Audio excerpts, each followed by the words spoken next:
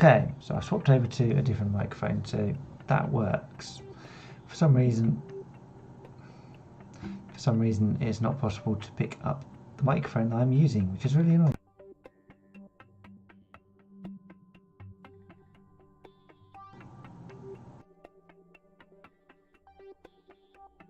Fine, okay, well, assuming you can hear me, I'm going to carry on with this one. I'll figure out what's going on afterwards and just, who knows.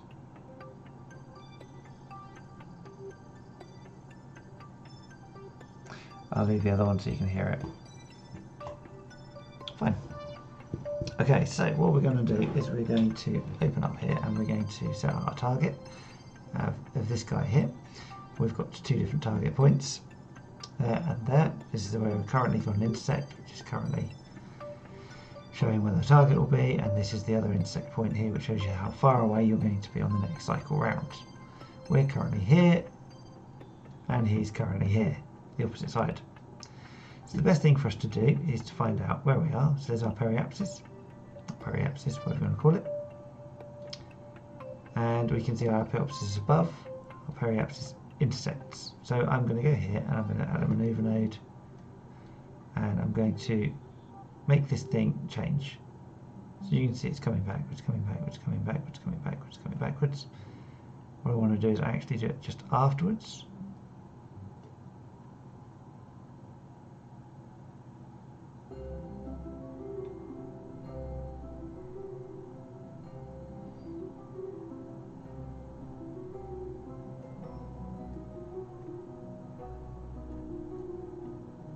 Okay, so down to the last few kilometers. I'm going to try and get this as close as I can. So we're burning 255, which isn't huge, but it'll a little bit. So we've got 30. Right, we can see if we can get this lower.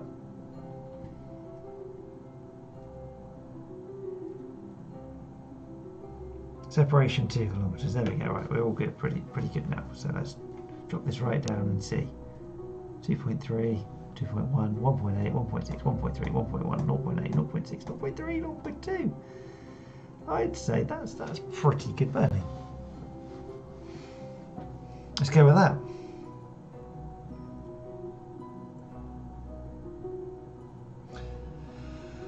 Okay, so when are we going to do it? In 7 minutes. So let's walk to the next maneuver, which is in 7 minutes. We're going to aim at the point it's telling us about, and we're also going to open up on here. We're going to open up our solar panels. So we open that one, open that one.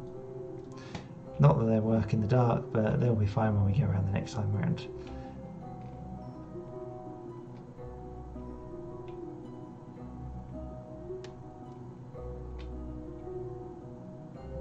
So we've got 40 seconds till we use some power up.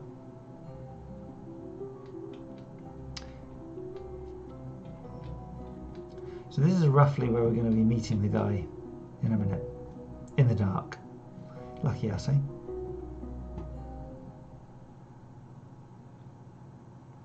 "20 seconds.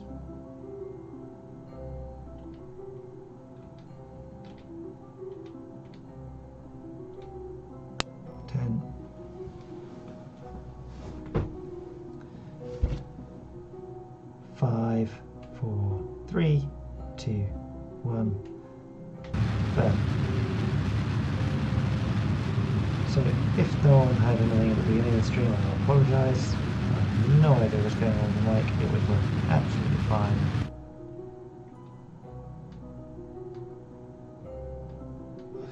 So what have we got here? 452 kilometres. 154, and we now want to change to be able to view our intersect.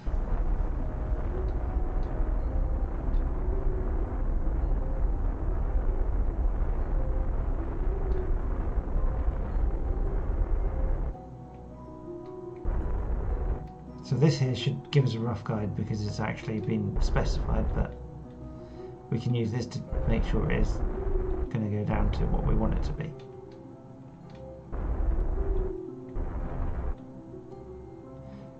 see it's gone off slightly that way, so let's bring it back. There we go, 500 meters. I'd say that's pretty good meeting. Okay, so we're going to go round a cycle now. So you can see we're going to meet here. We're going to be half a kilometre apart at this point here. So I'm going to go to warp round to here. Right, so if we zoom in, we can see the separation between him and me. It's quite a distance at the moment, but we're getting closer. So what we're aiming for here is this to change to target. There we go, now we're on target. Now, because our speed difference is 275, we need to drop that down. However, we don't need to do that for a little bit of time yet. So I'm going to bring it forward another minute. You can see our speed difference is actually dropping already.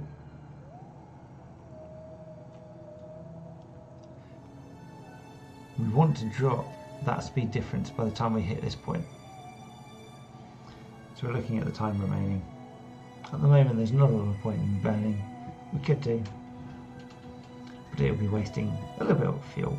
Not that it's a problem, we've got plenty.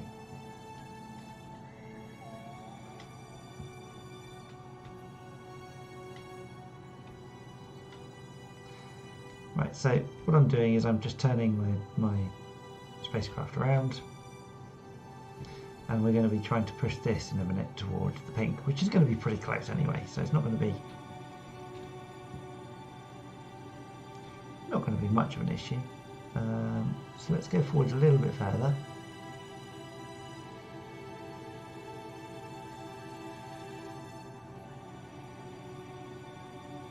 So we're kind of speeding up again now, so that's kind of the point where we probably want to start thinking of slowing down.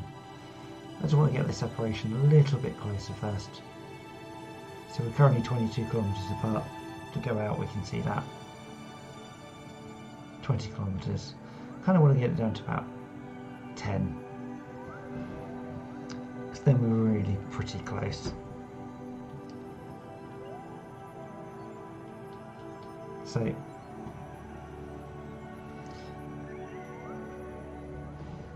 we don't need to be in the map mode here, but we can see that we're about a minute away from here.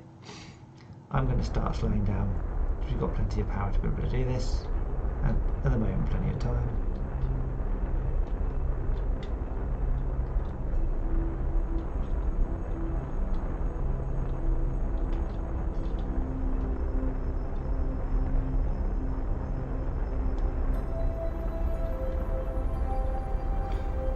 So our intersect has now gone up to, it's coming down, it's going up.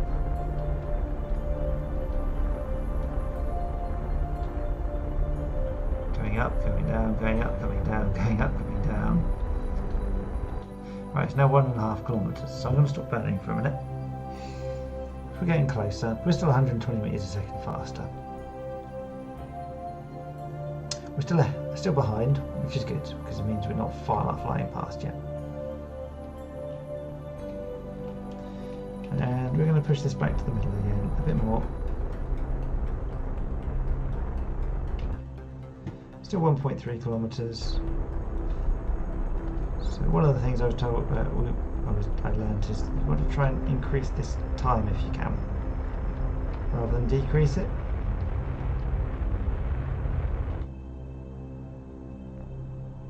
So we're now almost at the intersect now, which is not necessarily the best of things.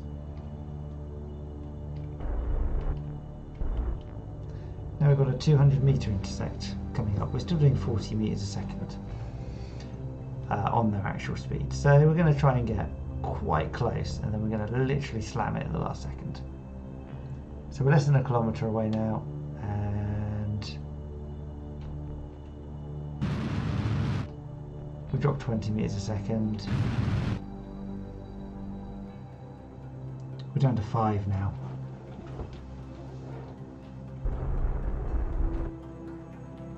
Now we're down to 3. And you can see that we're keeping this on top of the pink. We've got a 65 meter separation.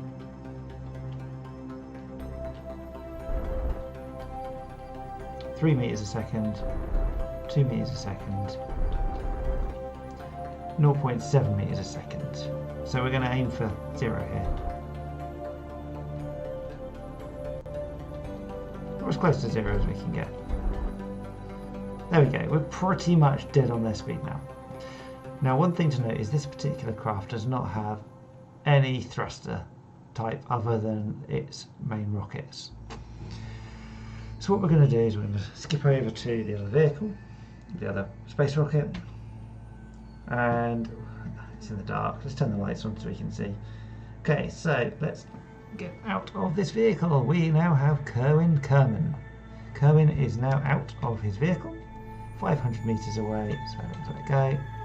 Turn on the RCS and fly towards our new home. And let's give it a target so we can see how fast we're going so that we don't crash into it. Okay, so one of the things to note here is this is our target effectively here.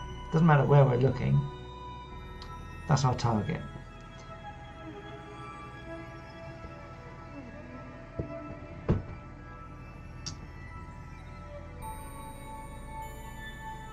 So we're still doing 5 meters a second more than them. We could increase that a little bit.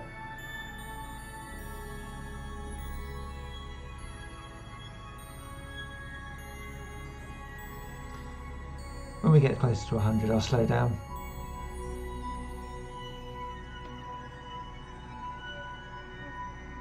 Last 200 meters.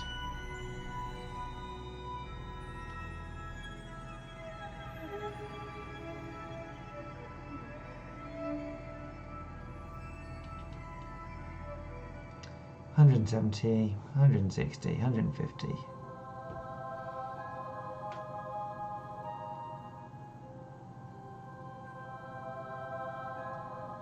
Okay, we're in the last 100 meters now. We're going to slow down a little bit.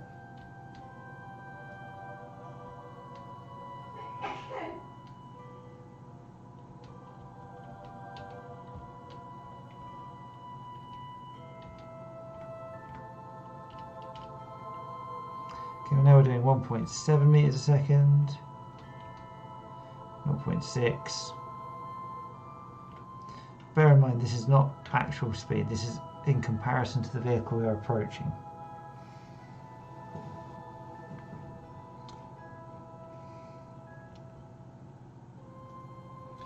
Okay, so we're still 30 meters away. I'm just going to go sideways a little bit here.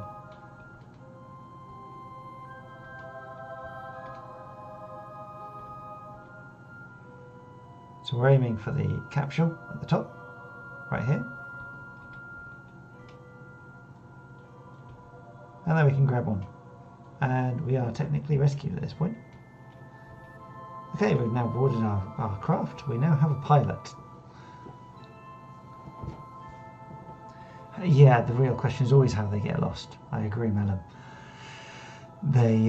These missions come up quite regularly, apparently. Not that I've done many of them, I usually avoid them. Anyway, there's Kerbin's debris over there. We've rescued him from that. What we're going to try and do is we're going to try and land on the light side. So the light side's around here, so let's warp to here. So we've got some light, so we can actually see what's going on. So here's my spacecraft, we're in the light. We have plenty of electric, and funny enough we still have plenty on this stage which we haven't even released yet. So the first thing I need to do is aim for retrograde, which with this pilot allows us to do so.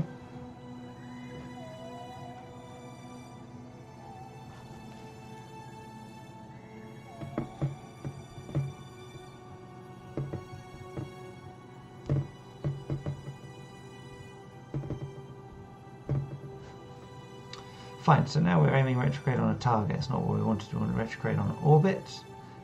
We now have a target we don't need anymore. There we go, so let's unset it. And let's burn up those last 50 meters a second. And we have now taken this periapsis to 13k. I've got rid of those. They'll disappear in the atmosphere now. Right, so as we are now landing, technically, crashing, whatever you want to call it, We don't really want the solar panels to get fried. I'm going to attempt to land and then I'm going to bail the pod out at the last minute. So to do so, we need to A, determine where we want to land. So there's some pretty interesting flattish areas along here. This would be ideal here, potentially, or here, but it's a little bit of a long way to go to get to here. Plus the planet's turning the wrong way, so it'll be dark by the time we get there. So I'm going to attempt to land on the land somewhere around here.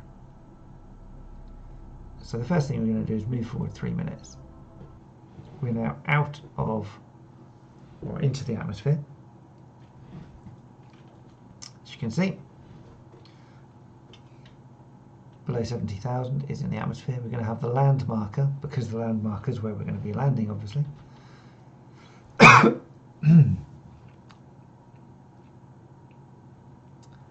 Kind of want to aim for this sort of area here. So I'm going to hit the thrusters in about 2 minutes. So if I warp for another minute and a half, we'll be able to see that we're starting to drop in height. Don't know why it's going up and down. Oh, I know why. It's because it's land. Obviously it's uneven land. Okay, we're still in the top 60s, so we don't really get any burning of the atmosphere yet. We can see the periapsis has hit to -7 now, so we are actually going to land.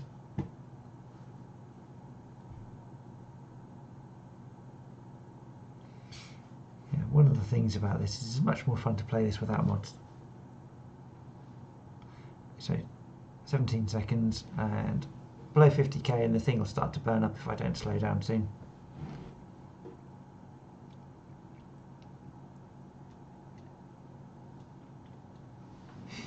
So we check the sea level, 56k, that's what we're actually looking at. This is just so that I can guide myself as to whether I should be crashing or not. Okay, so let's have a look at here. So in theory I should be able to start burning and bringing this over here now.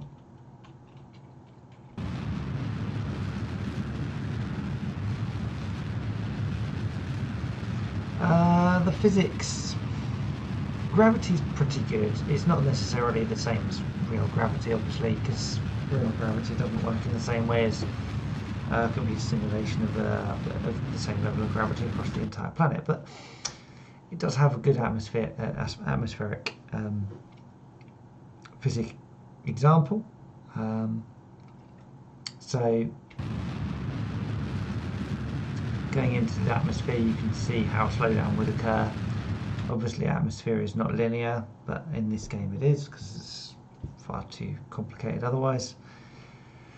There's also no weather that I'm aware of in this game, so you can always see pretty much everything. So we're slowing down now. We're still doing 1800 meters a second, but we've got 3000 meters of delta V available to us. So a lot of the terms in here are used in real rocket science, so apoapsis, periapsis, so prograde, retrograde, normal, anti-normal, obviously thrusters, heat shields, there's one on this, pods, delta V.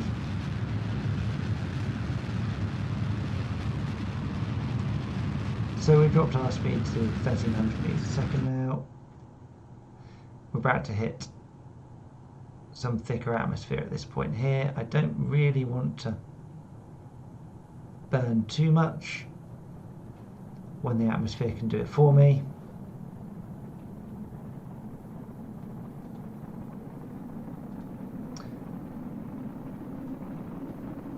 So when I say atmosphere, you'll see in a moment when we hit about this point. So let's reduce some of the heat that's being hit onto this vehicle. Drop us to 1000. Now we're below 20,000 here, but we're also hitting the thicker atmosphere here, so we'll actually start slowing down naturally, as you can see. and the thicker it gets, the more slow down we're going to get. So that means we can use this as an advantage for our G-force. We now see wind rather than heat.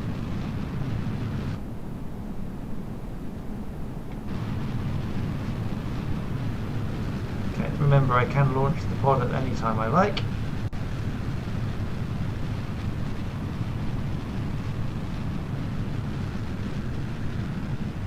So as we're only 2k off, I'm going to kill the engine, deploy the pod, deploy the parachute, and the parachute should open out fully, and that will explode.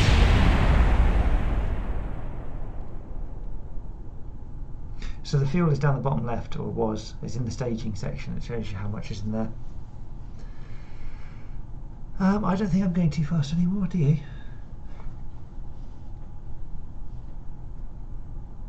So we've achieved a few things in here, mostly a contract. So there's a contract parameter which was to collect Kerwin, and the parameters basically, let me see if I can find the original. Save Kerwin, we have to recover him, which means we have to get him down to the ground. So the pod can take up to about 10 meters a second. I have got the ability to jettison the heat shield, don't need that anymore, and it drops a bit more speed because it drops a bit of weight. That just exploded. Look at that, we can see 3. So there's the pod, massively accelerating down the last 60 meters. I'm glad I didn't try and land the rocket here. I mean, look at it. Look at the hill. Imagine trying to land on that. There it is. Right, we are back on the ground, so let's either out, let go, and we can go right over here, and let's take the helmet off as you can. Hello. Let's take a surface sample. That could be handy. And an EVA report. Let's get back in. And in we go, and let's also do a crew report in here too, so we get a whole load of extra science and so on. Yes, it is very flat. I mean, look at that. Right, okay, so now we can recover the vessel, and that is the end of our mission.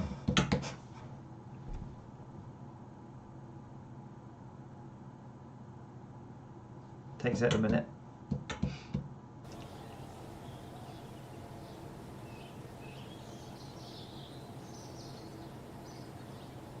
There we go. So we have gained 29 science, virtually no parts at all, because I kind of blew most of them up, and a new guy, who is now level 1. Right, so I'll recap what I said at the start, because I don't think my thing was working. Yes, 3 hours compiled into 40 minutes, of 10 of which I was here just waiting to start. Okay, so this is the rocket I used to start. It's a 5-rocket beast. I actually converted this into a sub-assembly, so it's this one here. So effectively it is the whole booster, and all I need to do is stick things on the top. So for example, don't say that one. For example, if I wanted to, I could use my which one was it I used? No.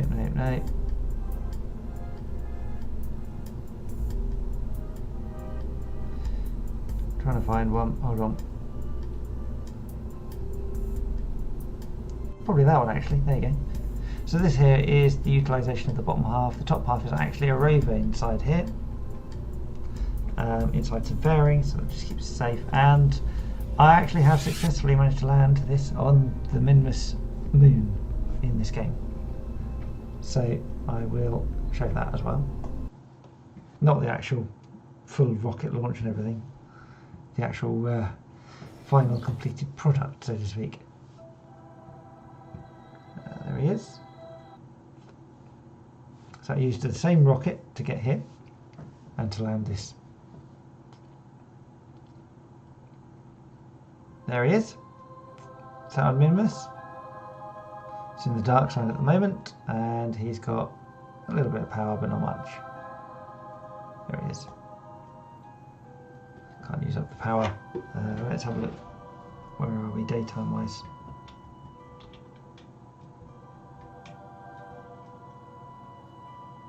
Yeah, it's going to be a while before this thing gets any light. And the other half of this is still actually in orbit.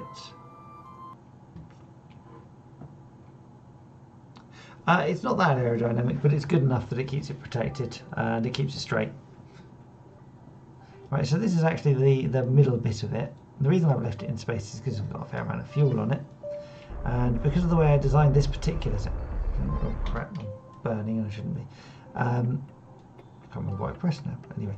The reason why is because I've got this here, it's a junior docking port. So basically the docking port allows me to be able to reattach the rover. And interestingly, if I zoom back into the rover,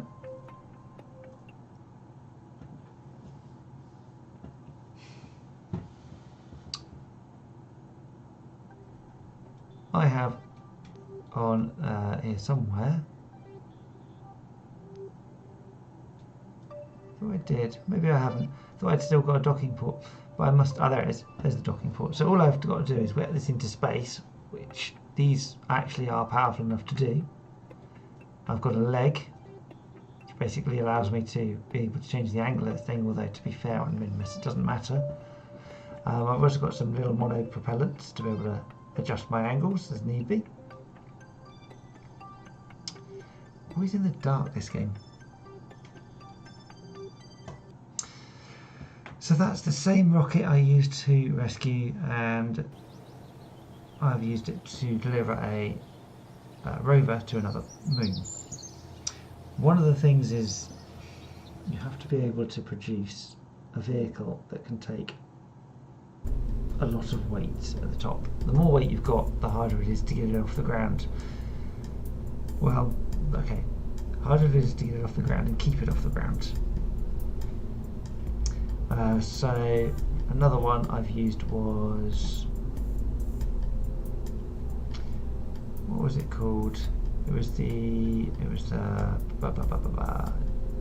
Juno probe. There we go.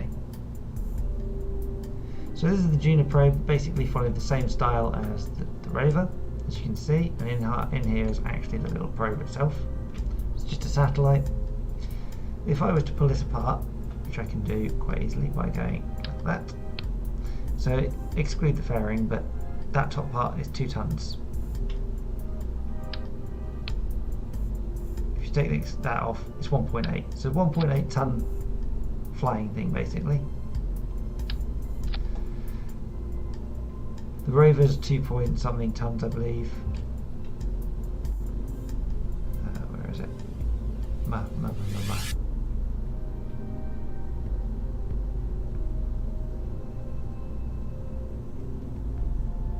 So we can do the same thing again. We can just put it off there, like that.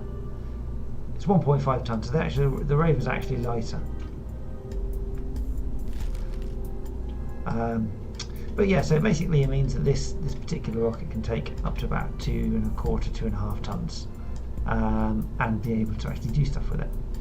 So Juno is, let's come out of here and I'll show you, is the first planet that is outside the Kerbin system. So Kerbin is where the Minimus rover is. So there's actually 2 moons. If I zoom out, you can see we've got 1 moon here and 1 moon here. If we zoom out further, we've got planets around the rest of the systems here. We've got Juno, which is where I currently have 1 orbiter based, Eve on the inside, and there's another one in there called Moho. Further out from Juno, you've got Dres, Joule, and the furthest out is Elu. Now each of these, if I zoom in, have moons. Not every single one, but most of them have moons.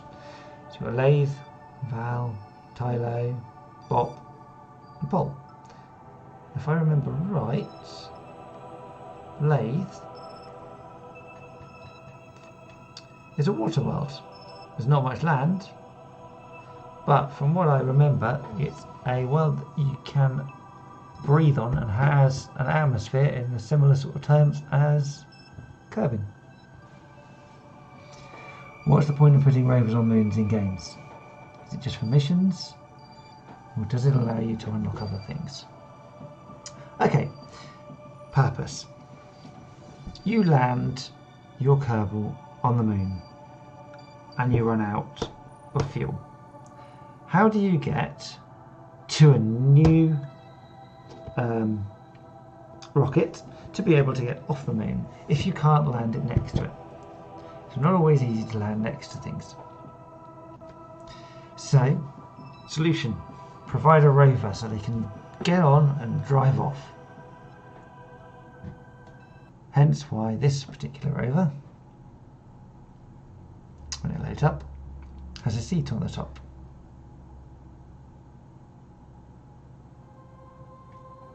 There it is, there's a seat. So they can get on and they can drive, or ride rather, should I say, anywhere they like on the moon. It's got itself this here, which is a remote control, allowing it to be able to be driven without having a Kerbal sat on it, which means you've got, what's the word? Remote control Tesla, effectively, haven't you? Pick me up, come get me here. I've got an Uber on the way. Anyway, let's go to the tracking station and go to the Juno probe, just so you can see another planet. So there's Juno probe and Juno probe. Juno probe and Juno probe. One of them is the probe itself, and one of them is the rocket. So this is the probe itself. It's the little tiny thing. This is the one that it's got some antennas. It's got a little service bay with some fuel in it and stuff. Just an easy way of carrying it. Elon Musk DLC. Yeah, that would be an interesting one, wouldn't it? So it's got a barometer on board, so we can log, we can keep the experiments if we ever want to get this back. Unlikely we'll be able to. Right, over there is a little moon. That is something I may attempt to visit at some point. However, the trajectory I'm in is, well, let's just call it a big loop, and it's polar. So we go right over the top of the planet. This is Juno. Zoom in a fair bit. Obviously I'm not on the planet, you get a better view if you land on it. It simulates Mars effectively. Let's have a look at Ike. So this is Ike. It's a little tiny asteroid moon. I don't believe it's got much gravity. Juno does. So I'm going to need a lot more fuel than what I brought with these two. But I've left them here just in case I need the extra fuel. So if I zoom in here, switch to you. So this is next to it. This has got the fuel on board. It's not got a lot left, but it's got enough to be able to just about almost make it back to Kerwin, which is why I've left it here just in case. What do you mean when you say polar? Okay, so a polar orbit basically means you go around the top and around the bottom, around the top and around the bottom. Equatorial orbit is where you go around the sides. And any other orbit is just some kind of orbit, I can't remember what it's called.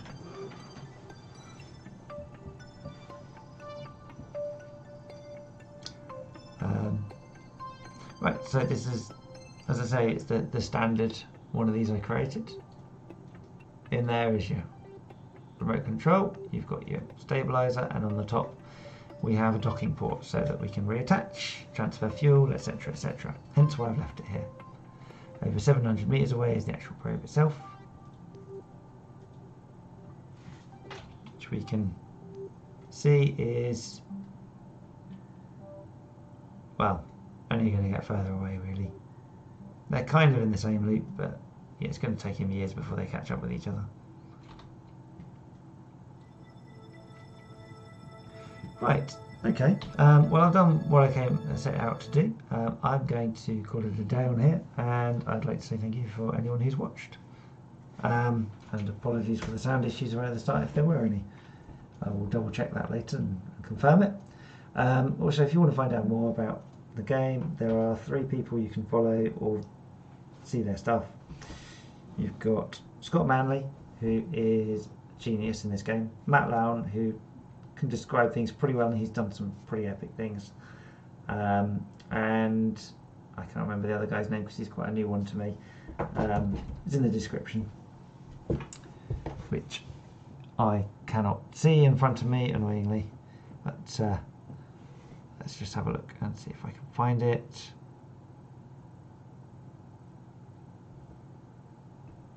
It was, oh, Mike Aben, that's it.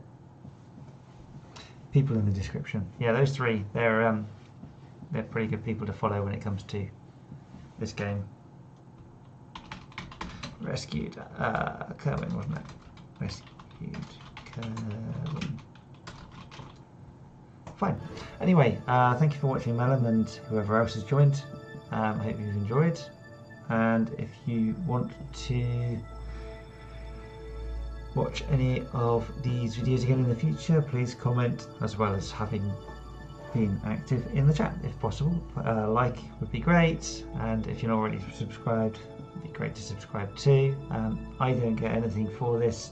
I don't have enough subscribers. The subscriber limit is 1,000 before I would get anything from this, and I would need 4,000 hours of watch time over a year. So I'm doing this for fun. I hope you've enjoyed this. Thank you.